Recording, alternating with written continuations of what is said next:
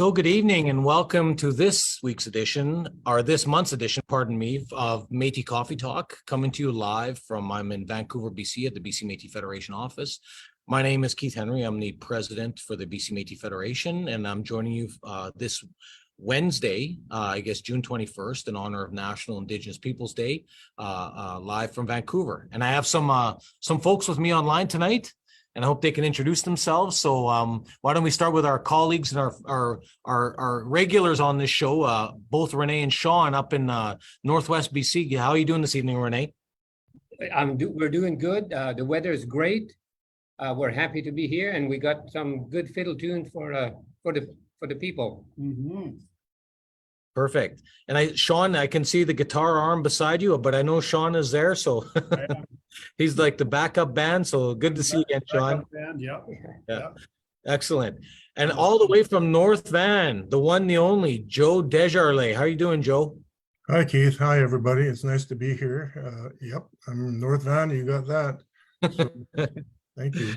That's great. Well, I want to say hello. I see Alan Lavalle's online tonight. Hey, Alan, he said hello from Langley. So I guess he's saying hello to you guys too. So anyways, there's and Jeannie, of course, one of our team members is online watching. But anyways, we want to jump right into this show. I think most of our members and our partners across British Columbia will know this past week or so, it's been a really challenging time. I know today we should be celebrating National Indigenous Peoples Day, but I think for, the BC Métis Federation represents, about 6,000 people, over 2,000 actual card carrying holders that are through our provincial registry now here at the BC Métis Federation through our Vancouver office. And a few thousand through our, what we call our partner communities, and whether that's our friends up at Skeena River and Terrace, or at Nova Métis in Surrey, or, on and on and on. We have a number of partner organizations. I think we're probably all struggling a little bit to feel like we belong as Indigenous people in British Columbia. So what's a celebration for some, for me personally, and maybe you don't feel that way, but for me personally, I question how Indigenous people respect us. And I, by that, I mean, when we say Indigenous, that refers to all three people, right? First Nations, Métis, and Inuit. But as it stands in BC, what I'm talking specifically, it's, some of the First Nations views. Now, I'll get into this a little more in the show, and I will be quite direct in my commentary tonight, because this is the way we connect with our members specifically on a monthly basis. So we have some heavy conversation we're going to have tonight, and we're going to share some more insights and intel for our members and let them know where we're going next within our work. But having said that, I want to get into, let's share culture. I know today we should celebrate our Métis culture, and Métis culture comes in various, evolutionary iterations amongst family members.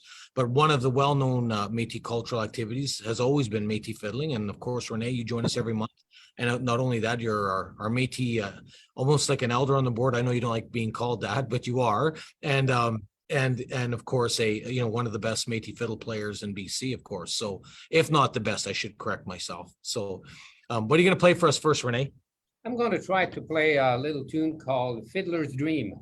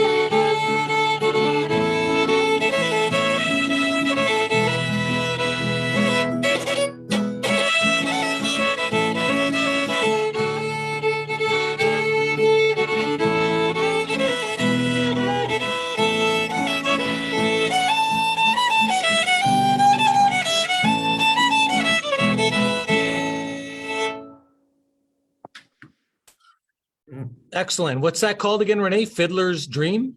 Fiddler's Dream.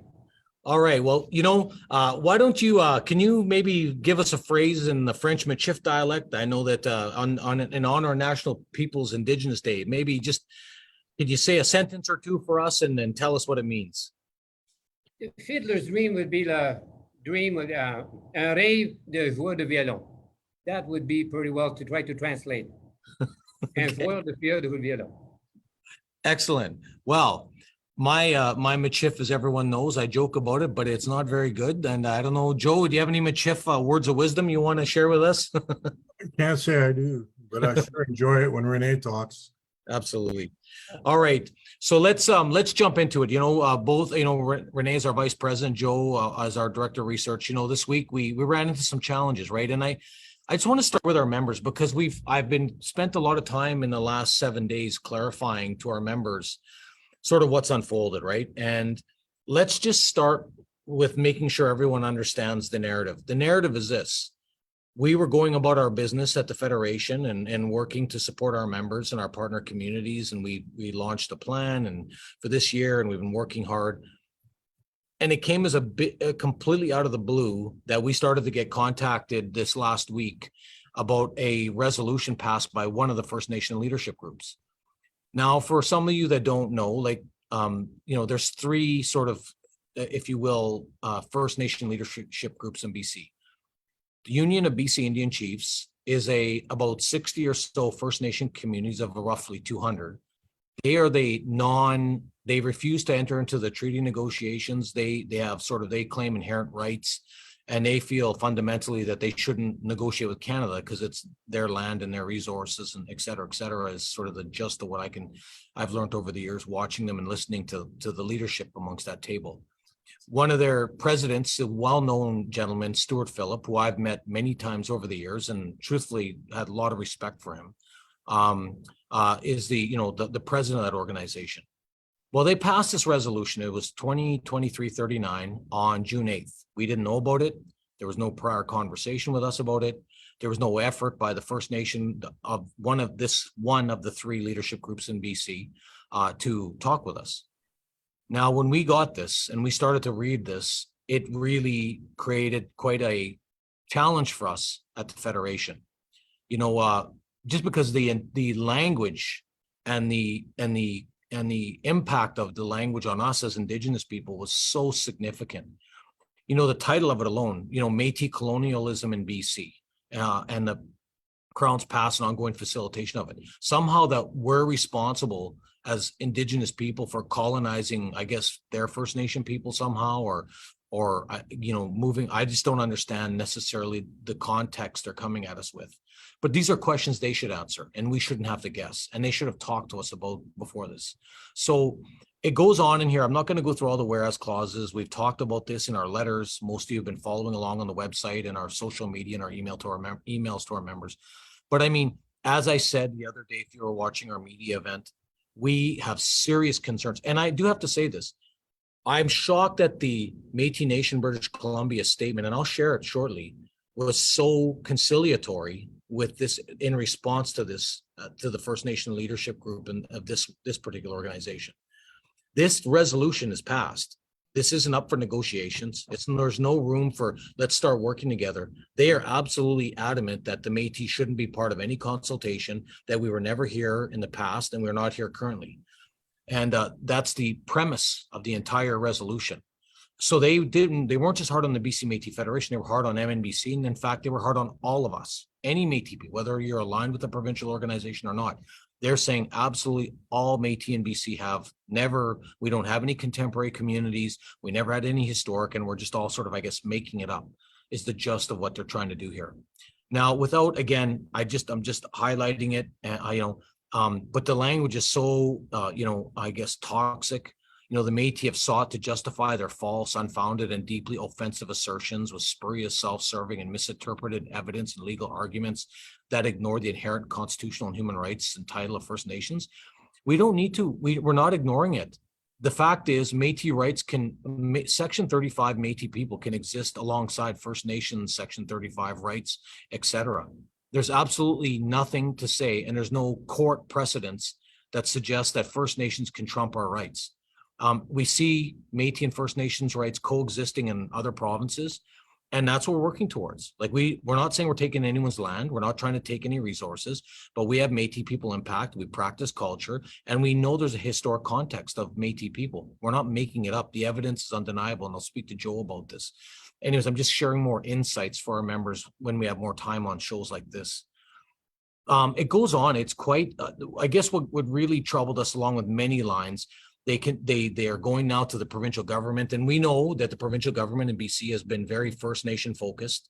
They continue to want to only, when they say Indigenous, all they mean is First Nations. They do not include Métis in any real sense, because the truth is, I'm seeing it, we see it every day, whether it's child and family service issues and delivery, whether it's health services and delivery, whether it's education services and delivery.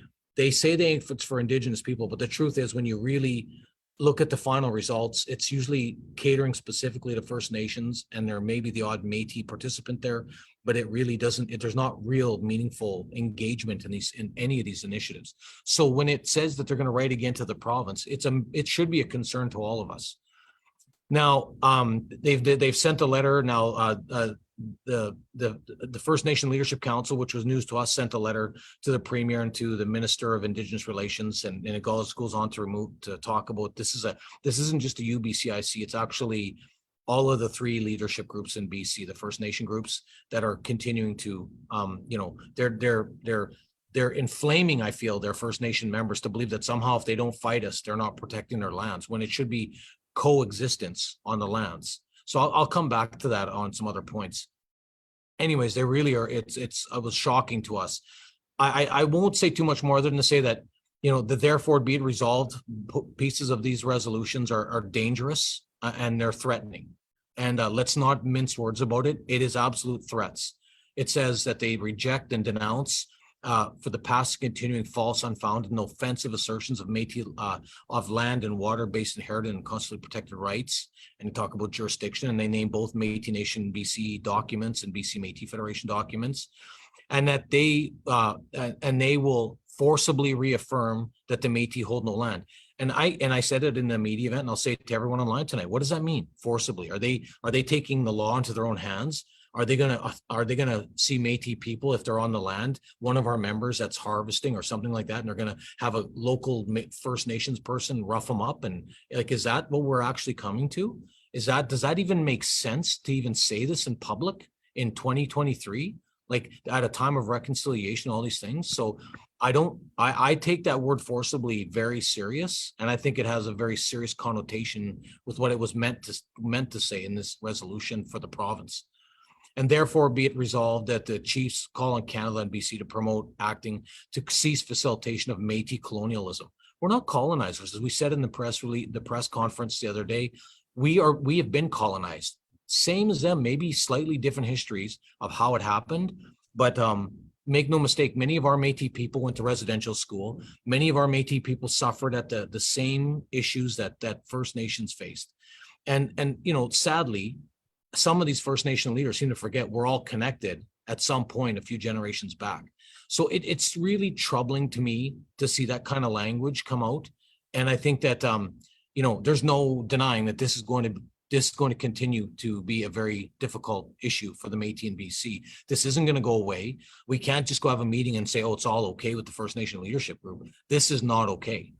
What bothered me, my last piece I just want to say about this is that, to see Roseanne Casimir signing this, the woman that was the face of the Kamloops Secwepemc residential school findings a few years ago, for me was such a problem, because we believe that Métis people also attended that residential school along with many others throughout the Pacific Northwest, whether they were identified. But we believe that who knows what's happened there with people in our families that were impacted in some of these areas.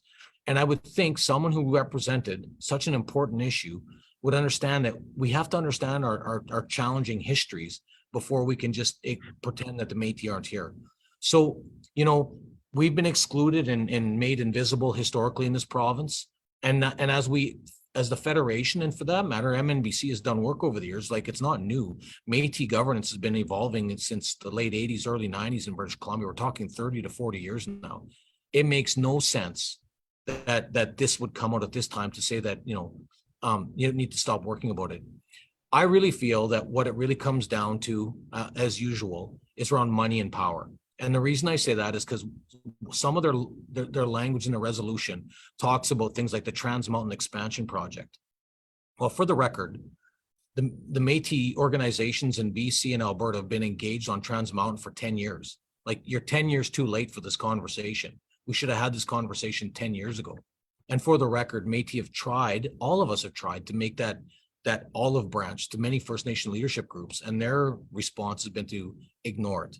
And so it's not okay. So, I just want to say that on a day of National Indigenous Peoples Day, and we again come under attack. We didn't ask for this. We didn't force it. We've been going about our business, trying to support our culture for our people. And we are unapologetic about that. That's our job. That's our mandate. That's why these organizations have been put in place. I'll come back to a couple of things on this, but I want to just stop there for a second. And Joe, what do you say? Obviously, our director of research, you talked in the event. I know we prepared a media piece for the just a small snapshot of, like, we're not just saying the Métis are here now. Métis have been in historic records identified for since the 1800s. What was your response to this at the time and now today that we've had a week to digest this? Sure. I mean, we've seen, thank you, Keith. We've seen various forms of Métis denialism over the years, on Twitter and what have you. We've seen people saying that Métis are interlopers, that they just came in through as work gangs. That they don't belong here, that they're just in diaspora from the prairies, and all these different kind of ideas that have pushed the idea that Métis only are derived from one place and time. And I should add, in or around script, in or around events to do with the Manitoba Act. And that alone is problematic because thankfully, because of our research, we've been opening the door up to the many ways of being Métis. And the idea being that Métis people first have been here on the land. They don't come from somewhere else, and they have a place in BC. So we disagree with the narrow-minded idea that Métis come from somewhere else. The idea is that, we put out this research, and Métis people have been self-determining on the land. We're understanding it more in the context of what does self-determination mean? What does it mean for Métis in the Pacific Northwest to self-determine according to place? We're looking at it in context of kinship networks. We're trying to understand, the broader context of these self-determining mixed ancestry communities. And you can't divorce the idea of Métis from understanding the idea of mixed ancestry. Just if you look at that record that Keith has in front of you, most of what you see, and according to Gene Barman, is the word half-breed. Well, people would say that's a racialized term, but Dr. Barman has made it clear that if you obscure the term half-breed, you take away from a lot of the nuance that is in BC history. We need to be able to look at the historical record carefully, to ignore the complexity and just say that, and it's challenging around the idea, that you can just take a name. The idea of Métis, for instance, the way it's been appropriated by these national groups for political reasons in reference to a specific Métis homeland, that's problematic, especially as we open our minds up to the broader understandings of what it meant to be as part of these mixed ancestry kinship networks and communities in their own right in the Pacific Northwest. And, we have Keith has it up there. We have documented historical usages. I'll just read one here. It's not even on Keith's list. It was from 1874, quote, "The population of the colony of British Columbia consists of about 10,000 white and 50,000 Indians, half-breeds, and mixtures between Indians and white men." Well, isn't that powerful? What does that speak of? Métis, half-breed peoples in communities in their own right were here. And, I don't have time to go through the list that we've put out, for members. They can look at it. There were mixed ancestry communities in the Pacific Northwest, in Chilliwack, well, we just go on all through British Columbia. If you look at this report, just go back to the last sheet, Keith. I don't have it in front of me. Oh, I do right here, right? So we see them right through British Columbia. We see them, back then it was Old Oregon. It was a broad region from, 700,000 square miles. We see Louis Riel referring to half-breeds in British Columbia. We see half-breed people involved, I should say, on the Flathead Reservation. And I was just reading today that in the Flathead people, they came up in through the Pacific Northwest into the British side. So it wasn't like the borders changed everything, I should add. We see half-breeds in the Fraser Valley, all through. I live in North Vancouver. Well, the origins of North Vancouver are Moodyville. So we had mills around here, and we could see mixed ancestry communities in or around here. What do we do? Discount that? No, I think like what we've tried to make clear is that we need to be open to diligence and community research to be able to understand these complexities further, rather than force a narrative that is very reductionist. So I think I'll leave it at that, Keith. Yeah, I think, Joe, I'll just add to that. What we shared with the folks tonight is just a very small snapshot of the historic records we've been compiling. And you can see it's troublesome to us in the resolution of the UBCIC, and I'm assuming other letters now from the First Nation Leadership Council and other potential leadership, that they're saying that like they have no mandate for half-breeds. I take great exception when people say, well, that they were part of us. No, you weren't. No, we weren't, because our family was referred to as half-breeds in Saskatchewan. It's the same complex issue. The term Métis was not used in the 1800s the way it is today. It was really this mixed blood ancestry. And so what we're finding through the research, what we've said for years now, there's these separate and distinct mixed blood people that held themselves out differently. The Métis National Council, when they adopted the national so-called definition, it's a concept. One of the concepts is from the historic Métis homeland. Well, the historic Métis homeland is also a political concept. The historic Métis homeland took a snapshot in time in the late 1990s that there was no Métis people in BC for whatever reason. The research we're seeing today, 30 years later, is showing that, wait a minute, there is a need to find out these kinship networks and these families. So we're not trying to take anything away. We're just trying to allow the proper research to dictate the families and the genealogies and where they come from. And that's what the Federation is doing. Now in BC, we also have the traditional Métis people like myself and Renee and Joe. We all have ancestral connection back to what is known as the political homeland, where my family has script. I believe, Renee, your family has script. Joe, your family has script. We get that. But one thing we've learned, that law and research evolves, and it's not like some miraculous line in the sand was drawn. So what we want people to be aware of, that's where we're going with this research. And if that is frustrating to some First Nations, well, their mandate is on reserve. Let's be clear about that. And I don't want to be called a colonizer for saying that. That's just a legal fact right now. Now, if that changes over time, that's great for the First Nations. But there's many First Nations that are off reserve, non-status, that would also say that they don't have a mandate to represent them.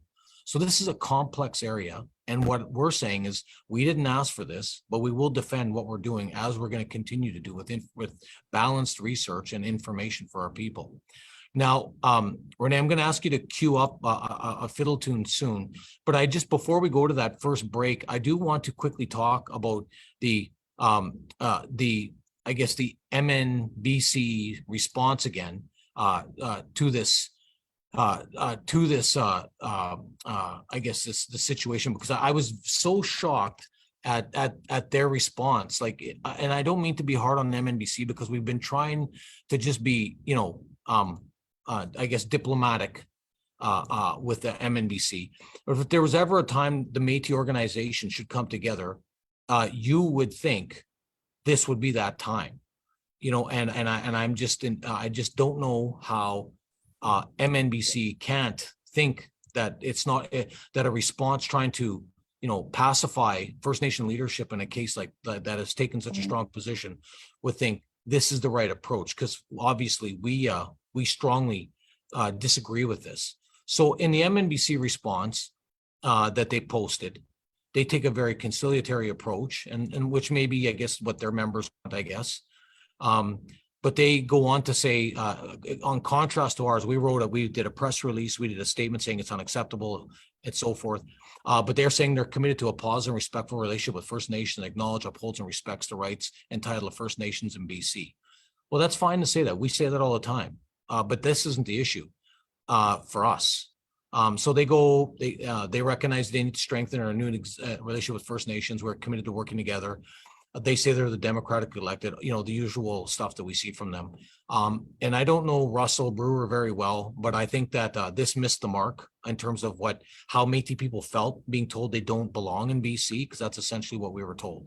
So it's great that we all want to have a respectful relationship, but it's got to be a two-way street, and respect starts on a mutual piece. The very last thing I'll just share with you, and why we've given the UBC, as everyone should know now, we've given them 14 days to pull back their commentary. And I want you just to read this, how the Supreme Court has defined hate speech. Let's just read another piece of this. It says here, and I see it. If anyone's been following our Facebook page, there's certain First Nation people that are speaking. Doesn't this sound awfully like them? In 2013, Justice Rothstein, speaking for the unanimous court, explained the meaning of hatred in similar terms in relation to a human rights code violation in Saskatchewan. In my view, detestation and vilification only describe the harmful effect that the code seeks to eliminate. Representations that expose a target group to detestation tend to inspire enmity and extreme ill will against them, which goes beyond mere disdain or dislike. Representation vilifying a person or group will seek to abuse, denigrate, or delegitimize them to render them lawless, dangerous, unworthy, or unacceptable in the eyes of the audience. Expression exposing vulnerable groups to detestation and vilification goes far beyond merely discrediting, humiliating, and offending the victims. Let that sink in for a minute. Now, I feel strongly, that's how I felt reading the UBCIC resolution. Everything that they're doing is to try and delegitimize us, vilify us, and pit their member First Nations against the Métis population in BC. We've given them 14 days. It's no laughing matter. We are exploring the legal channel that it'll take to advance this, and our leadership will continue down this road. We need to be proud of who we are and be forthright and understand that reconciliation includes us, and no one, including First Nations, should be talking about us the way those people wrote that resolution. That's not acceptable to us. Everyone's going to have their comfort level. But as leadership, we've said at the Federation that we are going to see this through. So this is just a start. It's not going away. We're going to wait the 14 days out of respect to the process. And we are going to prepare the legal documentation necessary to advance this and see what the courts or the Human Rights Tribunal thinks. Because we feel that someone's got to stop this. This stuff is not acceptable. It's about our people that are watching from the sideline. And the last point I'll make on this, imagine if that resolution said, hey, you know what? Immigrants, you have no rights in Canada. We never want you to have any rights. In fact, you don't belong here. And if you do anything, we're going to forcefully deal with you. Imagine if the public wouldn't be outraged listening to that or reading that. Put any other ethnic group in that resolution and ask yourself if that's not hate speech. We love as Canadians to talk about how we're inclusive and we have such a multicultural country. We hold up minorities. We just celebrated LGBTQ+2. We're celebrating every different part of our society. But why is it when the Métis, we want to do something for ourselves, we have to get raked through the coals by other Indigenous people that somehow see us as a threat? I think those things need to go to a court, and I think they need to be answered and exposed for what that toxic racism is, because that's what it is. In my view, that's what it is.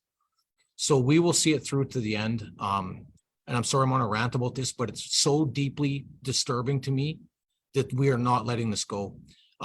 Renee, anything else you want to say about this? Like I jumped into because it's such a passionate issue for me. I knew I didn't mean to. Thanks you for your patience. As our VP, you know, you've been around a lot of years in the Métis movement. It's not new. I don't know why First Nations now are suddenly, you know, do you remember, Renee, the Tawasin Accord where First Nations and Métis signed a child and family agreement? What was it, in 2004 or 5 or whatever it is? Yeah. You know, you remember the days when there was when Prime Minister Paul Martin, everyone was sort of signing on to the new relationship accord. You know, there was a First Nation and Métis approach to it. No one said anything. What's your feeling in watching all this unfold now?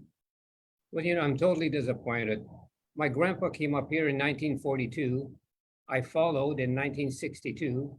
I work in logging industry. I work with First Nation, got along perfectly, learned lots about them. I played in bands with them. And when I mentioned that I was a Métis, all they said is, way back, he said we were all related. And I was treated that way. I have some property up the Nass. I couldn't ask for better neighbors. You know, I'm totally shocked and disappointed that after reading this email that we got. Yeah, it's you know, it's just, I don't know how. On one hand, I hear some of these same leaders on the media from UBCIC screaming and pounding tables for people got to consult with them and got to include them and recognize them. And then they just turn around and they're just so disrespectful to Métis people. And, you know, did they say, my question to some of them is, did they write a letter to the municipal governments and to private sector businesses that made money off projects? Is that what this is about? Because they've written that as part, as I pointed out in the resolution. No, they seem to have no problem with governments making money or private sector partners making money. But if the Métis are involved to, heaven forbid, get some jobs and some procurement opportunities, we better stop that right now. Like, I find it, as you can hear in my voice, if they think we're going to walk away from this, they're going to find out a very interesting, and I'm not, and their threats don't mean anything to someone like me. Like, you can threaten me all you want. I've had people threaten my work with other Indigenous organizations as a result of our stance, and that means absolutely nothing to me. Absolutely nothing. So, you know, we won't be intimidated, and we're not going to sit back and let people treat. And the last thing, sorry, I'm on a rant. Sorry, I apologize, because it's so passionate for me. You know, I'm tired of people saying to me, well, like you, Keith, you're not from here. Yeah, okay. What, did I lose my Métis identity the second I crossed the BC border when I moved away from Saskatchewan? Are you actually saying that? And for the record, one of my sons was born here. Does that mean he's not really Métis? Is that what you're saying? Like, what does this mean to us? Like, we have to stop the lateral violence from some of these First Nation leaders. We have to stop it. I'm urging them to take the higher road. I'm urging them to sit at a table and talk with us. I'm urging them to show leadership. And the irony is, I think their behavior is colonial. Their behavior, the oppressed have become the oppressors, you know, like we said in the letter. So anyways, why don't Renee, we lighten it up a little bit? It's National Indigenous. Sorry, everyone. It's a very important conversation for us. Why don't we do a good fiddle tune? Okay, Renee? This one is called Stand the Jig.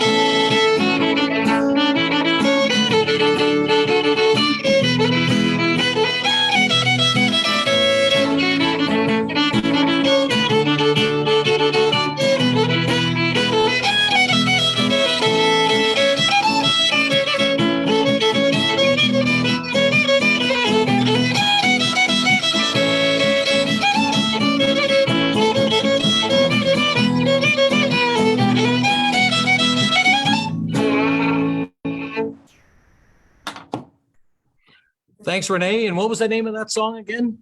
Stan Jig. All right. Well, that was good. You have to get another one ready for us soon. Okay. I'm gonna just do a quick segment on our newsletter, and you and Sean will turn back to you guys soon. Okay. Sounds good. Yeah, we'll be ready. All right. Well, Joe, what's your thoughts of Renee's fiddling there? What do you think? Great as usual, Renee. And I wish I was up there with you with my guitar. Yes. Yeah, well, thank you, Joe. Hey, Sean said, what you talking about? Yeah. We're not replacing Sean. No way. No, I enjoyed playing with Joe when he was here.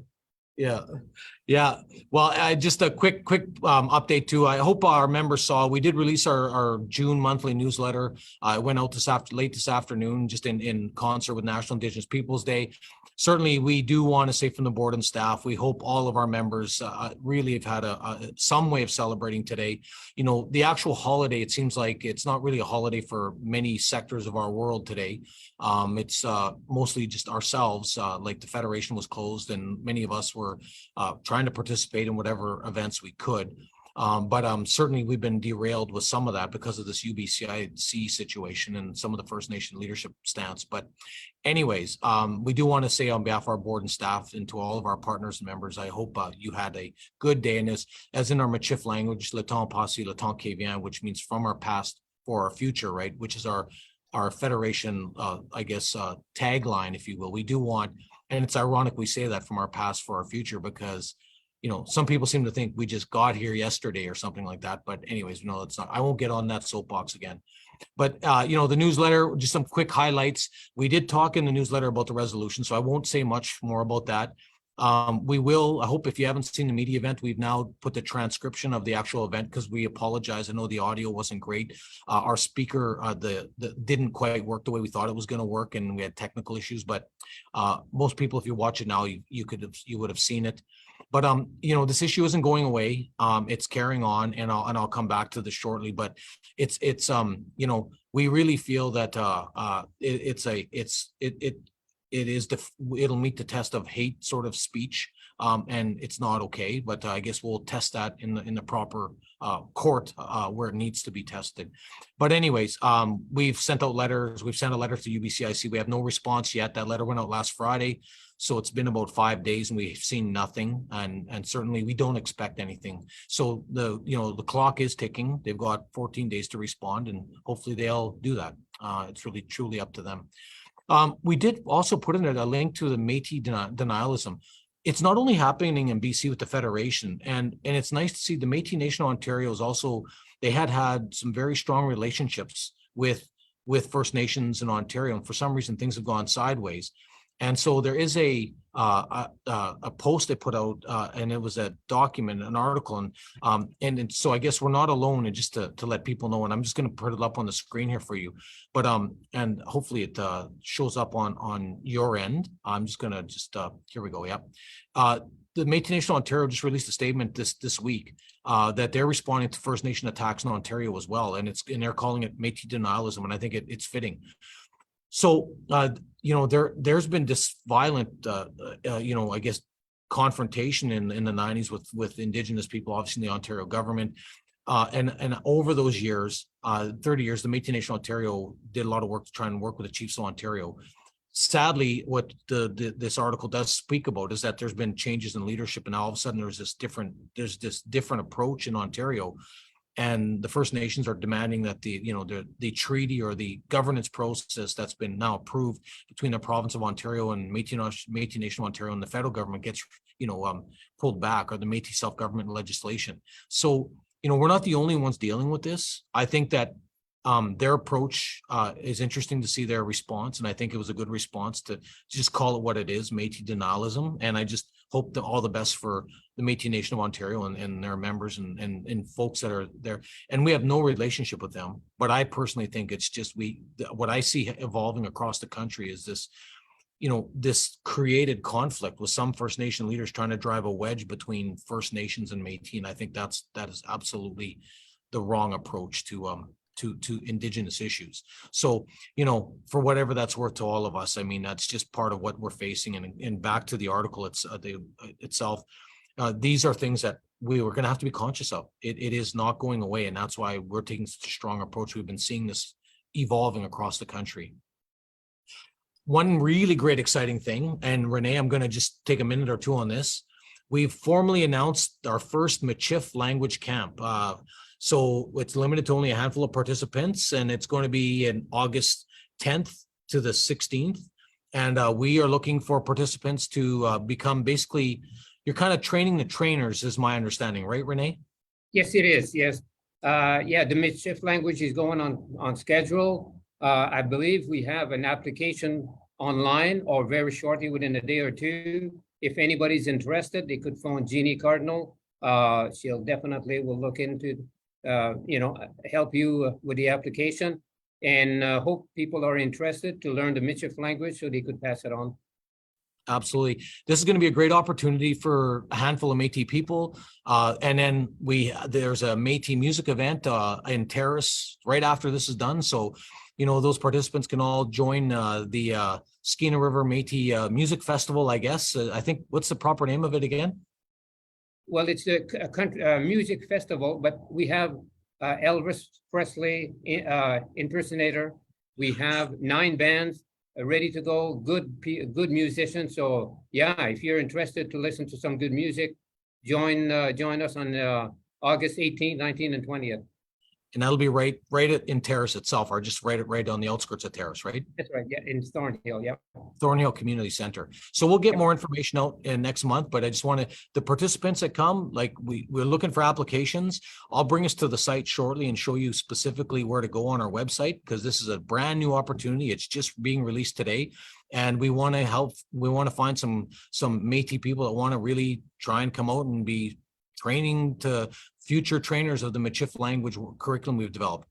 I also want a big shout out to say we had a great call earlier this week with our new program in Prince George that kicked off with a Spark Métis program, and that's an employment sort of readiness program. We're looking for Métis adults 19 to 30. So again, there is a couple spots still there if anyone last minute still thinks they can get into the Prince George program. But I was able to connect with all the students. And, this organization at the Federation, we don't exclude anybody. And ironically, one of the students is First Nations in our program, but he needed help and we felt it was appropriate. And the team, we talked about it and I said, absolutely. Like if we have the space, absolutely. Let's try and help all Indigenous people. It doesn't have to just be a Federation member card carrying person. So, I just want to say congratulations to Lana and Jennifer and Karen and Craig and Greg, and Peggy. The whole team is really rallied around, and that's ongoing right now in Prince George. But the Kelowna program's coming up. If you want to join that second cohort program, August 14th to September 22nd will be the training dates in Kelowna, and the work experience will be the 25th to December 8th. So, you can see it's basically 6 weeks in a classroom or so and just doing some employment readiness development, and then workplace experience. And again, it's all paid. If you're interested, you just click on sparkmetis.ca and then go apply. So, please spread the word. This program is where the Federation is proud to see this program move forward. And, I'm just hoping we can really fill that program in Kelowna in August, which is not that far away. I guess, I want to remind members as well, we continue to implement the emergency assistance program. Do you need help covering health-related expenses? This is the health-related supports. We did approve some folks, as we talked about last month. The board met in March and approved a number of the first early recipients of that program, and we're now working and getting the resources out to the approved applicants. If you're interested, the link is there. Go to the website. You got to explain your situation, and it's anonymous, and we do our best to just try and help the members as best we can. There's also some upcoming coastal conservation events. So good work to our coastal conservation team. You can see July 2nd in Vancouver if you want to be part of the Canada Day Aftermath beach cleanup. That's always a big issue down in the Vancouver area. Our tea time with coastal conservation on July 6th. It's a Google Meet style meeting, so make sure you get involved in the webinar. There's a coastal pup adventure dive into imagination program on July 11th.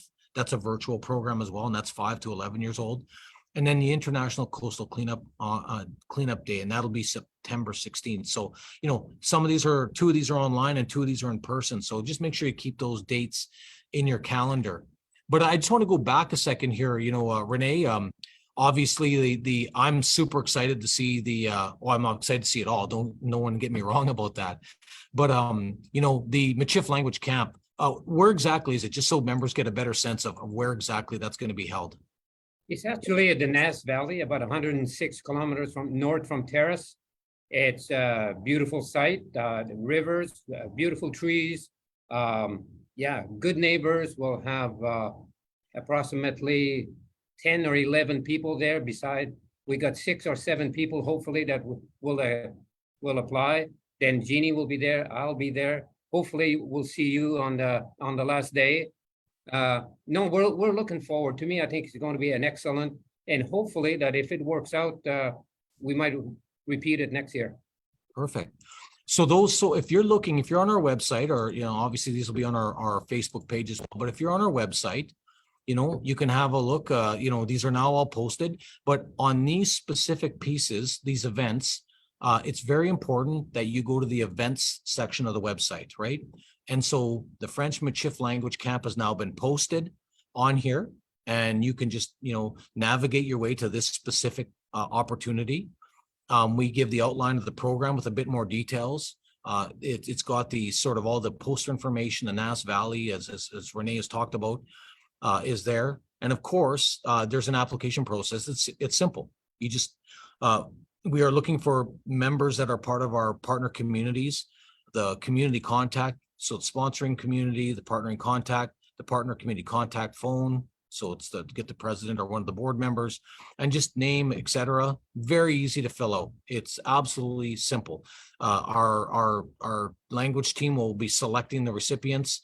Once you're there, we're provided food, you're provided shelter, accommodations, and it'll be just a fun week of cultural immersion. And it's really, truly a culturally immersive camp, from what I understand, right, Renee? Yes, BCMF is actually investing in the Michif language, because if we lose our language, we could lose our culture. And definitely our language is very important. Well, I think we all would agree with that for sure. So just, just please watch, members, partners, if you're interested in that Michif language camp, you know, please have a look at it. Renee is as our vice president, also responsible for implementing our Michif language work with his director of Michif language, Jeannie Cardinal, and they'll be happy to help and hopefully see you there. So these are some of the priority things coming up. So why don't we take a break, Renee, and then we'll come back and finalize the show. But what's your next song going to be? My next song, I'd like to play a waltz to slow it down a little bit, and it's called Pat's Country.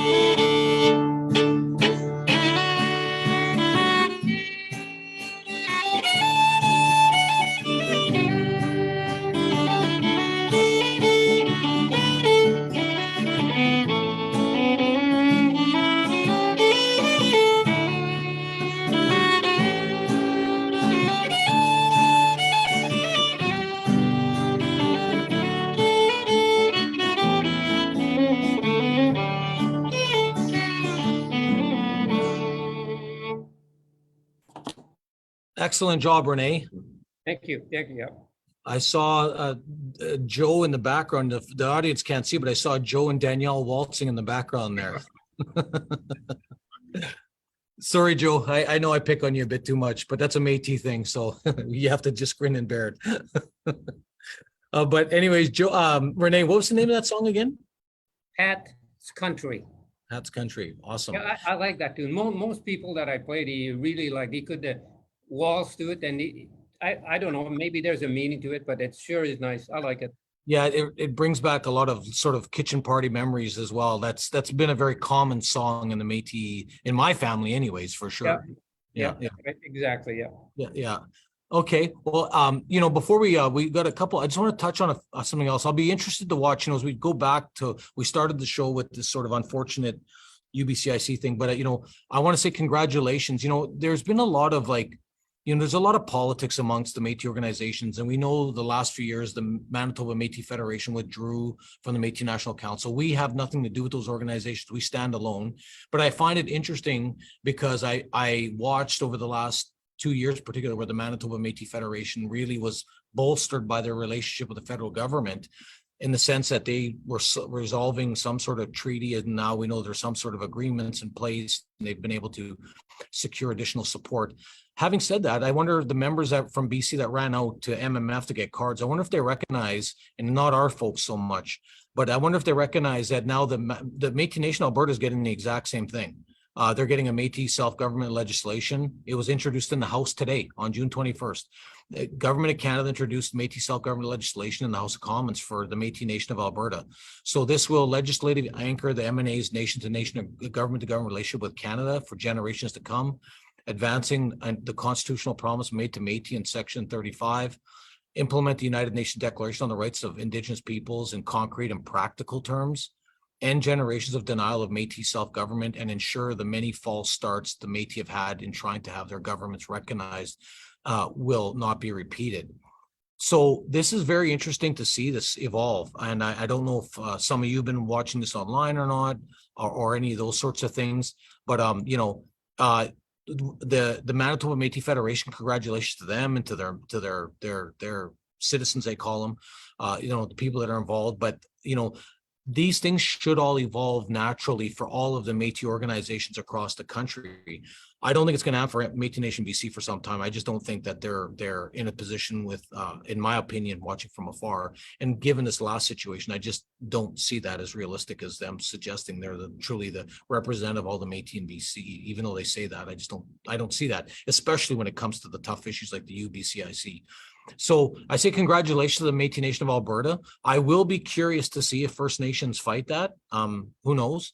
The very language in here is the language that First Nations in BC are fighting against us as Métis people, seeking the same sort of constitutional understandings of who we are in this province. So I'll be very curious to see how that unfolds. And it's a changing landscape, as we say, and who knows how far our progress. But it does have to go through 3 readings before it's passed in the federal government, as most of you may be familiar with the federal legislative process. It'll go past certain readings, and then it's got to go before the Senate, and so it'll take some time still to do this. It'll be interesting. Hopefully it gets done for the Métis Nation of Alberta before the next federal election, because if there's a new government, they may not proceed with it. So very curious. The last thing I just wanted to share that as an FYI for folks here following national sort of evolution of things. I just want to say that we end with, our situation is getting national media attention in British Columbia. This was an article in the Globe and Mail. Some of you may have seen it yesterday or the day before, yesterday. And it was basically around First Nations challenging Métis groups over alleged infringement on their rights. Of course, we don't know how that would play itself out in the courts, but it's both happening in BC and Ontario, as I said before. So I'm just glad that mainstream media, such as Globe and Mail is starting to write articles about this, and we're seeing more and more of this. Now, we were interviewed by CBC. It was a very interesting interview. I'll be curious to see what it actually results in. But hopefully, some of you have seen some of this media that's out there. I just wanted to take a moment to reflect on where we're at today. And before we do, I'll just quickly go do a roundtable. You know, Renee, obviously we've got a lot to be proud of. We showed on this show again, whether it's the you know, the cultural work we're doing with the language camps, whether it's the, you know, the research that Joe's doing, you know, what's your feeling on a day when we should be celebrating National Indigenous Peoples Day? How are you feeling today? Well, it's unfortunate that we have to deal with it. I think we got a long road ahead, and I think we do have to celebrate. And I think we're going to take the high road. And I think we just got to keep moving. We just can't sit. We got to move on, and hopefully things will straighten out, work out. Yeah. Joe, any sort of final thoughts as you think about the content we talked about today? And I know I get pretty passionate, but any sort of feedback or any closing thoughts you want to leave with everyone? Well, you know, I couldn't help but read the words of Harry Daniels this afternoon.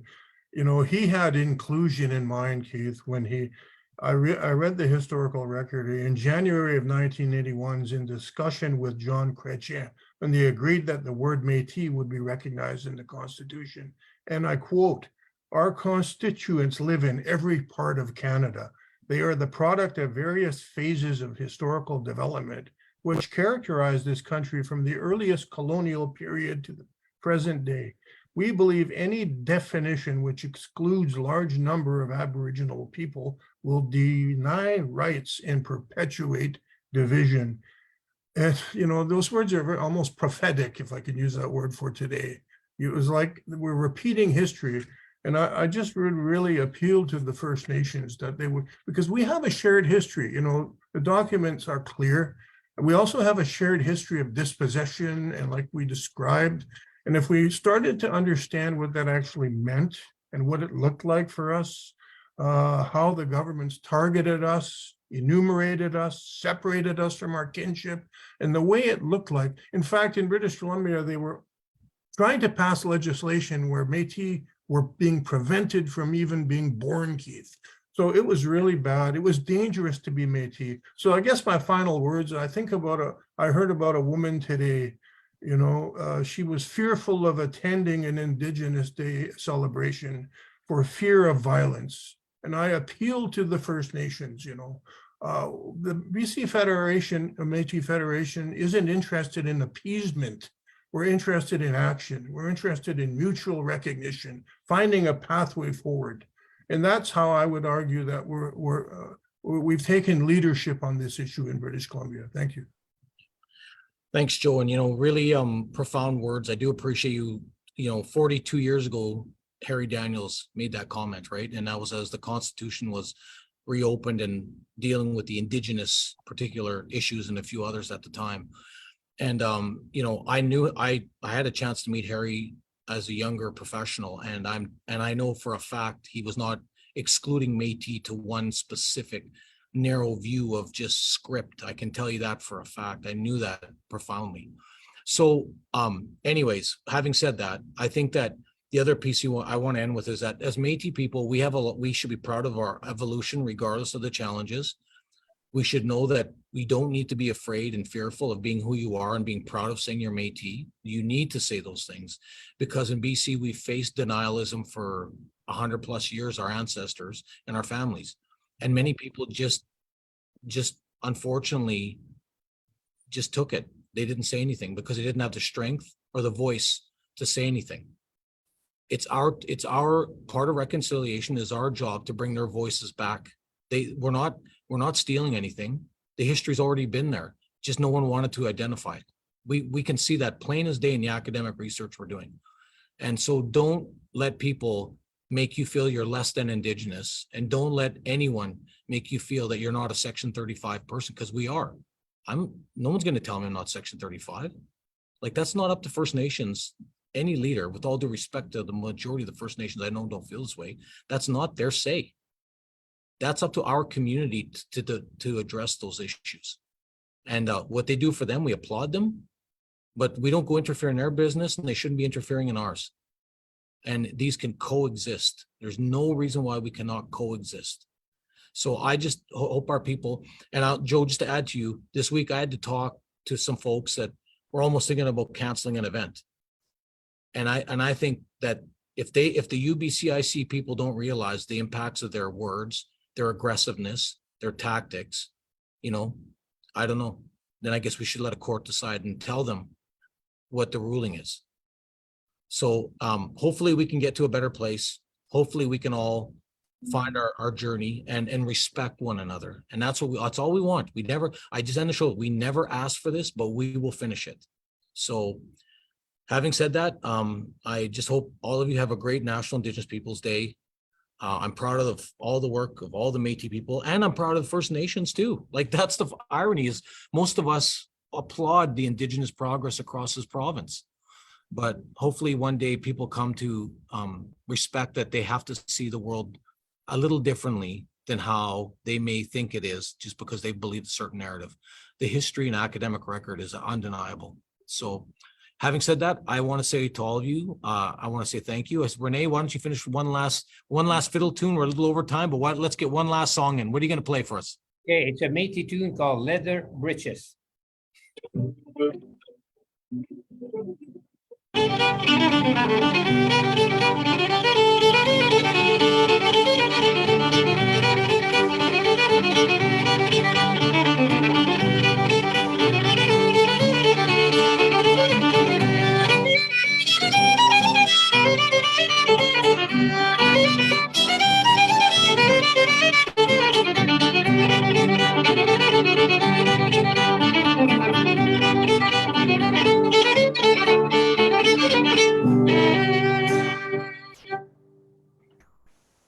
Thank you, Renee, and to everyone from the Federation, on behalf of our board, our staff, our partner communities, all of our members, we wish all of you a very happy National Indigenous Peoples Day. And we will survive and get through all the challenges that are before us, but it's going to take all of us being strong together. And the Federation will be looking at organizing. I'm going to propose that to our leadership group that we host a summit to talk about this issue in the very near future. It's a new one that I haven't talked to the board yet about, but I'm going to be proposing it in the very near future, subject to what happens next. So we hope we will invite all Métis from any organization to sit in a room and start talking about how we're going to deal with this challenge of Métis denialism. So with that, I wish everyone a great night. Thank you for tuning in today. Thanks for listening. Certainly hope you can appreciate and understand the extreme anger we feel over the treatment we've been given. And we think it's not fair, and we're not going to let any Métis people feel left out or protected in this. So have a great night, everyone. We'll talk to you next month. Have a good night. Good night. Right.